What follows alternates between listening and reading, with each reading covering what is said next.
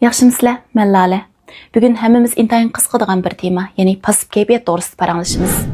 Bugünkü videonun sizin pasif keyfiyatga yüzülünüşünüzge ve onu bir taraf qilishingizga yardım bo'lishini umid qilaman. Video sal uzun bo'lg'achqa ikki qismga bo'lib etdim. Ko'rib atqaningiz birinchi qismi. Meningcha bu hamma odam o'rganishga tegishli tema, ham bu amlashtirishimizga muhtoj. Chunki biz hammamiz kayfiyatimizning egiz pastligini boshdan kechiramiz. Ko'nglimiz yerim bo'ladi. Xamishlik, besim holatini boshdan kechiramiz, lekin uni qandaq o'zgartish, uningdan qandaq chiqib ketish dal biz ko'ngil bo'lishga arziydigan taraf. Birinchi qadam hozirgi kayfiyatingizning zot qandaq ekanligini ko'zitish. O'zingizning bu kayfiyatni qandaq bir taraf qilganligingizni qarash. Mayli sog'lom bo'lsin yoki sog'lom bo'lmasin, buningga baho bermaymiz. Lekin biz doim bu 3 xil usul bilan bir taraf qilamiz.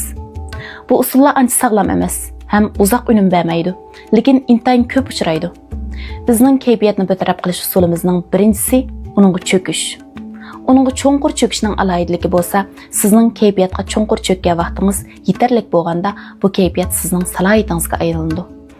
Bu kayfiyat bizning bir qismimizga aylandi. U sizning dunyodagi barliq narsalarni ko'radigan süzgüch aynigingizga aylandi. Bu xil ahvol dal xamishlik kiribdor bo'luvchilar boshdan kechirayotgan ahvol. Ular qutulishga amalsiz qoladi. Kayfiyatiga betib qilib qutula olmaydi. Hamda u bu kayfiyat bilan bir gavdiga aylanadi. O'z kayfiyatida tunchiqib qoladi.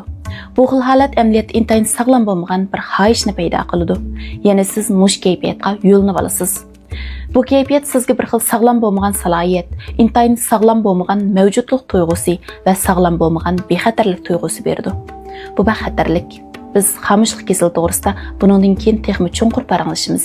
Endi ikkinchi xil doim uchraydigan bir taraf qilish usuliga kelsak, o'zini qochirish. Hamma ishlarni yaxshidek qiyofat kirib olish, xuddi hech yuz bermagandek. Chang-to'zanni gilamning ostiga supurib, ondan yolg'ondan hamma ishlarni yaxshi degan qiyofat kirib olish.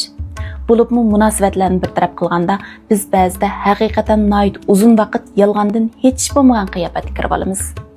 Lekin bu masala hamon bir kuni portlab chiqadi. Ma'lum vaqt yoki ma'lum shaklda. Besilib qolgan kayfiyat hargizmi tabiiy holda yo'qolib ketmaydi. Uchinchi xil ko'p uchraydigan usul ochiqni chiqarish. Mushlashish, usul o'ynash, aroq ichish, so'mka oyoqlarni setib olish, ondan ochiq chiqqandek his qilish.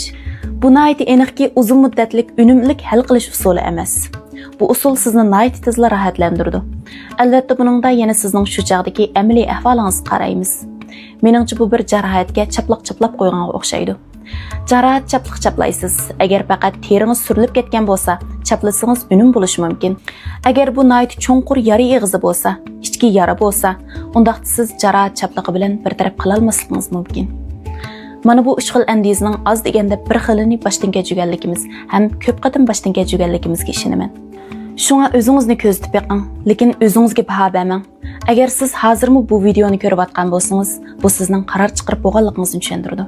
Siz texmi cho'nqur qatlamli o'zgarish elib berib, kayfiyatingizni o'zgartirishga tayyorlik qilib bo'ldingiz. Ma'qulamsa biz keyingi sonda ko'rishaylik. Xayr xo'sh.